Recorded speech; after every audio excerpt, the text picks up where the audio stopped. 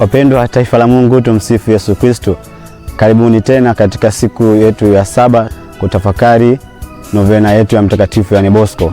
Mada ya leo ikiwa ni umisionari. Misionari ni mtu anayetumwa na kanisa au shirika la kidini kwa ajili ya kwenda kueneza neno la Mungu sehemu ambayo watu hawajamjua bado Mwenyezi Mungu. Ndugu zangu wapendwa, katika shirika letu la Wasalesiano Don Bosco, mimi na wewe tunakuaje mahujaji katika matumaini katika maisha ya vijana. Kwa kifupi kabisa, tunaweza kuwa mahujaji katika maisha ya vijana kwa kuwapa elimu vijana hawa, hasa vijana waliokuwa maskini na ambao hawajiwezi, na pia kwa ajili ya kuwafariji, kuwatia moyo na mwisho wa siku wajione kuwa na wao ni sehemu moja ama nyingine katika jamii hii.